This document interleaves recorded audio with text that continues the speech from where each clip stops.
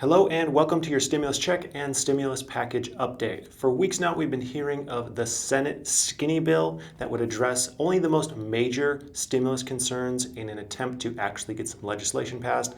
And well, only as of about 2 hours ago, the bill is actually available to read, believe it or not. The Senate is rushing a vote on this bill, pushing for it to happen this Thursday. So here is everything you need to know about the Senate skinny bill, what stimulus items are included, and what relief you could potentially expect. Also, because I got this bill so quickly, there are 0 summaries available online, so I had to go through and actually read all the legal mumbo jumbo for the last 2 hours and summarize it into legible English in order to make this video. So if you appreciate the efforts, go ahead and hit the like button on this video and maybe even subscribe. Why not? Anyways, I'm going to go through this proposal in order of how they list it on the actual bill, and the first item on the list is liability protections. So for several months now, McConnell has said that liability protections for businesses, schools, and other entities are his red line item that must be included in any stimulus bill he brings to the floor.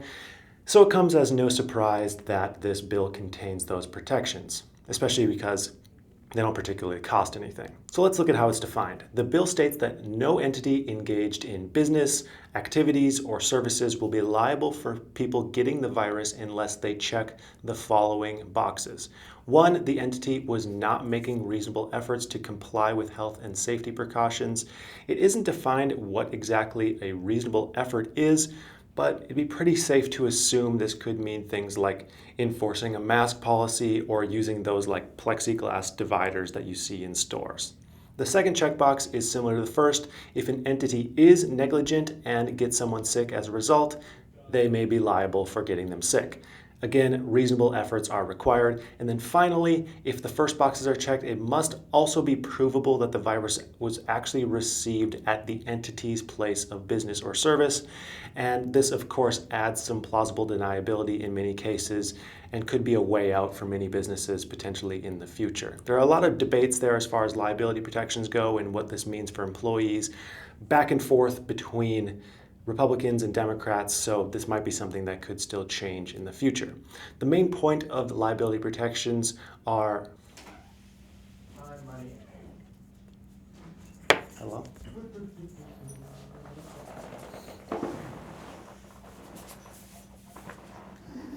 Say hi. So that's really the main point of liability protections. There are further details on how it relates to medical professionals and workers' comp and things like that, but that's too in-depth for this YouTube video. The bill actually contains 70 pages on just liability protections, believe it or not, so there's kind of an overwhelming amount of information there. Moving on from here, the part everyone wants to know about, assistance for American families. What will the bill actually do for the people? The bill extends the pandemic unemployment compensation program, and this is one of the most hotly debated topics. What should we do with unemployment? Should it continue at $600 per week? Should it be previous wage-based? Should it be stopped altogether? There are opinions all across the board here. This bill continues unemployment, but at $300 per week from the period of August 1st to December 27th, 2020. What is curious about this section is it's extremely short. It's only 2.5 pages. Again, compare that to liability protections, 70 pages. What it doesn't detail is if there will be back pay from August 1st to present day. And it seems to me like it would because of how it's written. It's an amendment to the original program where it goes from $600 per week down to $300 per week at a specified date. However, I can't say with 100% certainty that there will be back pay as of right now. The next section offers more relief to small business owners. And this is one of those areas with the most consensus across the entire political spectrum. It seems just about everyone wants to get money to small businesses, and in the past, relief in this area was passed with relative ease, especially when you compare it to the nonsense that we've seen in the past 2 months. This bill will allow businesses to receive a second round of paycheck protection funding as long as that business's initial paycheck protection loan has been fully disbursed. And then moving on to the next section, which offers funding to the post office. And this is another hot topic in the Senate and the House. The House passed a bill just a few weeks back giving the post office more funding and barring them from making service changes. The Senate has responded with this bill. The Senate outlines that the post office can receive funding through this bill as long as their available cash on hand dips below $8 billion. This was another extremely short section at only 2 pages of the nearly 300-page bill. The following section deals with giving tax credits to organizations who give schooling scholarships. I'm not going to go too in-depth on this one, but it incentivizes giving out more education scholarships is really the gist of it. Then the section after that gives grants to childcare providers. The grant would cover 9 months of fixed costs and operating expenses to childcare providers who meet the following criteria. First, they have to be licensed. Second, they can't just provide childcare services to relatives only.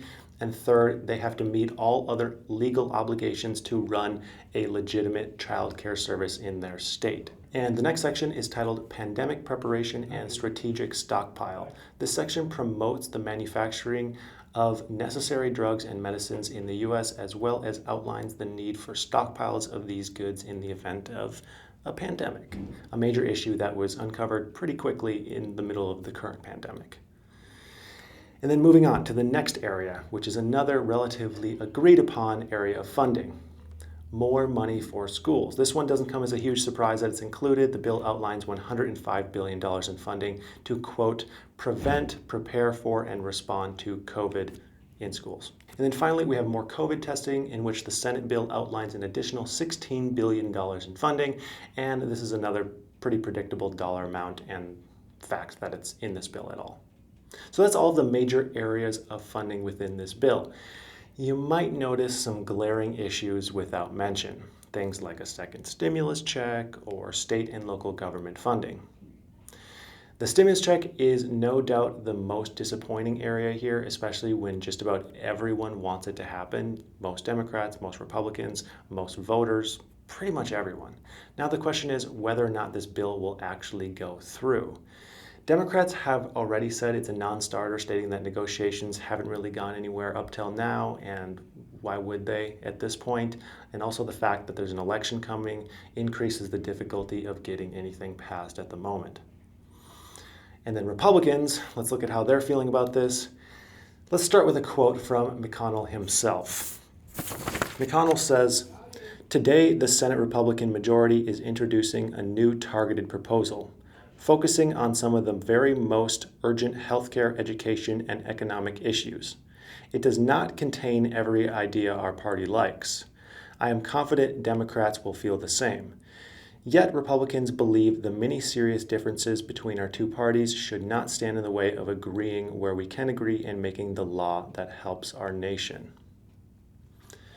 So it really sounds to me from that direct quote that he doesn't even really believe that this will go anywhere. And really, this seems to be the consensus. The Senate needs 60 votes on a bill in order to get anything passed, and that is not expected to happen. Senate leaders are hoping to at least score 51 Republican votes to help individual senators to show their respective states that they are working to get things done. Because of this, it kind of feels like a PR stunt to me. The official package size has not been disclosed yet, but it's still expected to be around $500 billion. And I've been saying for weeks now that there's no way this would get passed in the House. The House said $1.3 trillion is too small, so why would they ever pass $500 billion? The only reason I can see why the Senate would push for a smaller bill in the first place is just to get additional votes from the more fiscally conservative members who don't really want any additional stimulus in the first place. This way, it would help them get a moral victory and win over their individual states. I hope that I'm wrong there. I hope that there is some agreement. I would just like to see some relief passed, some areas get addressed, at least just to get things in motion and then get the rest of the stimulus items on a bill somewhere in the future. Yes, it would be better to get everything in one comprehensive package, but if we have to piecemeal it, that would be okay with me in the end, as long as all that relief actually happens in the end. Overall, it's a little bit conflicting. It's nice to see something get done, some kind of proposal get made, but will it actually happen is kind of up in the air for now. So that's all we have for today. I'd like to thank you for watching, and I hope you have a profitable day.